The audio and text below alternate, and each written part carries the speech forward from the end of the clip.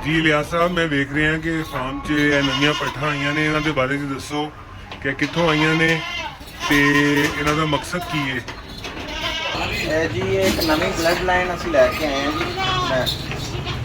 मैं माशाल्लाह ए plus quality के जानवर ने सारे पट्ठा ने जी सारिया इनके तो साडा प्रोग्राम बनया कि इंशाल्लाह हुण इस ब्लड लाइन अपने तौर पर ट्रेन करांगे एक नवी नस्ल तैयार करांगे इंशाल्लाह।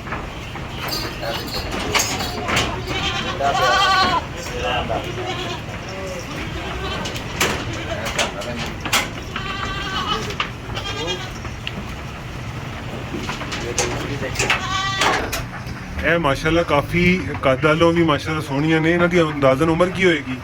इन्हां दी उम्र है मुख्तलिफ है जी, कोई 3 महीने तो लैके 5.5 महीने है तकरीबन को 5 महीने की है। यह वाली जी है ये तकरीबन को 4 महीने की है।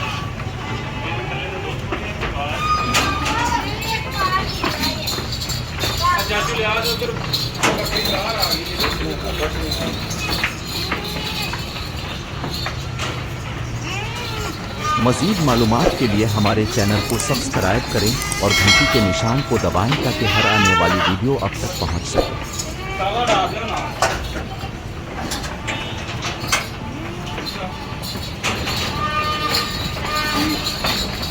यह देखो यह कैसी बच्ची है, देखो बिल्कुल वाइट आइज और बेहतरीन माशाल्लाह। यह तकरीबन 4.5 महीने की है जी। उस तो बाद देखो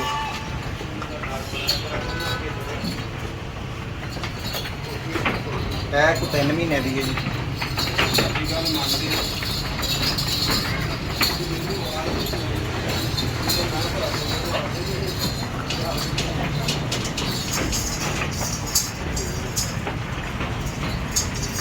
बहुत शुक्रिया लिया साहब।